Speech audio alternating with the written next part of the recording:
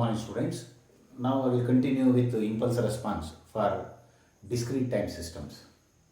So for discrete time systems, again this is first problem. H of n equal to 1 by 5 to the power of n un. So there is one un. So because of un, the functional value is 0 for n less than 0. And for n greater than 0, so functional value is 1 by 5 to the power of n for n greater than or equal to 0 and equal to 0 for n less than 0. N less than 0. Therefore, for n less than 0, its value is 0. Hence it is causal. Hence it is causal. Condition is satisfied. Next, for so many values of n, its value is existing. Therefore, it is not memoryless, it is memory. It is memory. For many values of n, the functional value exists. What is the condition for memoryless? For the condition for memoryless is only for one value it should exist. But that condition is not satisfied, therefore it is having memory. Next, now in the case of discrete signals, we have to take up summation. So one has to be thorough with the summation formula. So summation h of n between minus infinity to plus infinity. In this case, it is from 0 to infinity and it is 1 by 5 to the power of n. So you know the summation formula. The summation formula is summation a power n between 0 and infinity is 1 over 1 minus a. 1 over 1 minus a. Therefore here 1 over 1 minus a. A is 1 by 5 equals 1 over 5 minus 1. Therefore it is 5 by 4. 5 by 4. So it is a finite value. Therefore it is stable. Therefore it is stable. Second problem. H of n is equal to 2 to the power of n u of minus n. So for the first time in my lecture series, you are coming across u of minus n.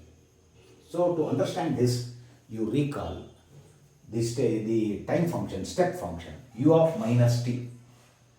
U of minus t is called as reverse step function. Reverse step function. And its value is like this. Reverse step function. Reverse step function means u of minus t. Its value exists for t less than 0 and for t greater than or equal to 0, its value is 0. This is what is called as reverse step function. Now this is also a reverse step function. Now h of n is equal to 2 to the power of n for n less than or equal to 0. Okay. And it is equal to 0 for n greater than 0. For n greater than 0. Now, one thing first, memoryless. Memory or memoryless. So, for so many values of n, this value is existing. Therefore, it is not memoryless. It is memory. It is memory. Next. For n less than 0, its value exists. Therefore, it is non-causal. It is non-causal. Non-causal. Next, to check stability, so one has to do integration and one has to do summation between minus infinity to 0, 2 to the power of n. 2 to the power of n. 2 to the power of n, 2 to the power of n. Now to check stability, one has to do summation. So summation from minus infinity to 0, 2 to the power of n. So what we know about the summation of geometric series is summation k equal to 0 to infinity, 0 to infinity, a power k is equal to 1 over 1 minus a. So you are familiar with this. But in this problem, it is from minus infinity to 0.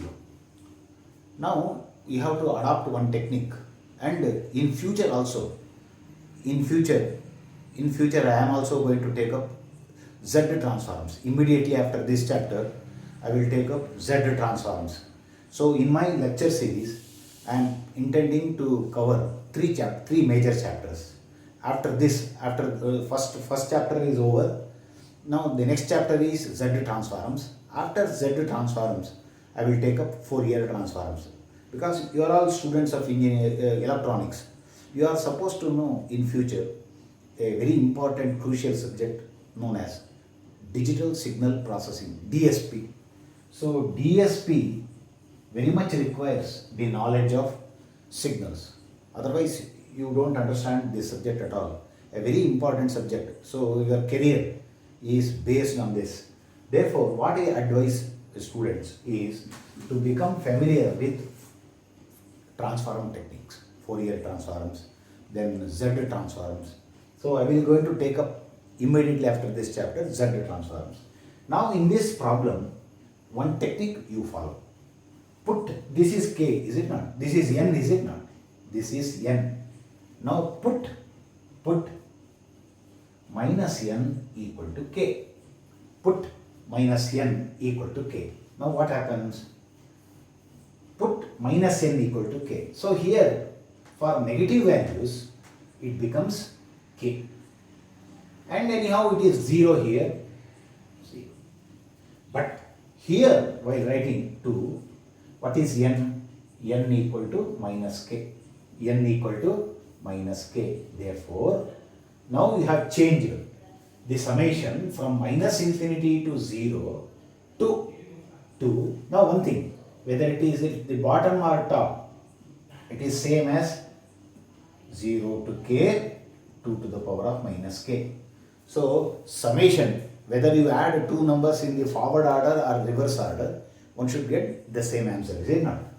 Now I have used this technique, minus n equal to k, and therefore n equal to minus k.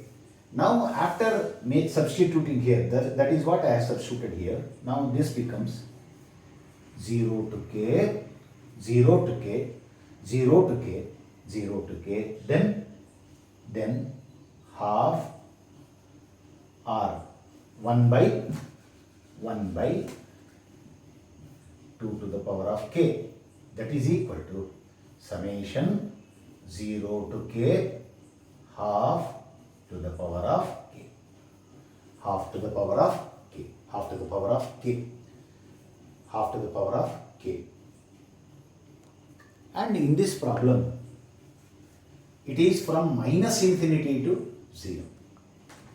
So we have used this technique, minus n equal to k.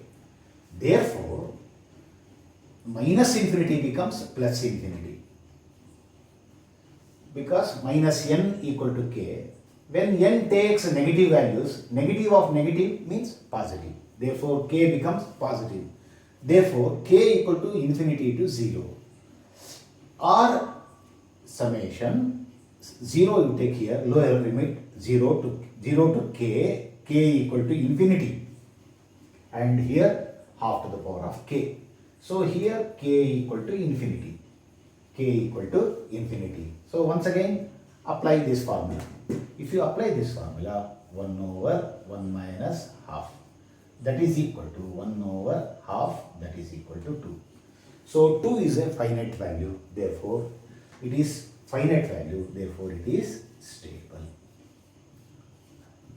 In the next class, I will give problems for you to work out. I will give answers. So try this, and only small topic is left over, that is step response. In this chapter, I will cover in the next class. Thank you.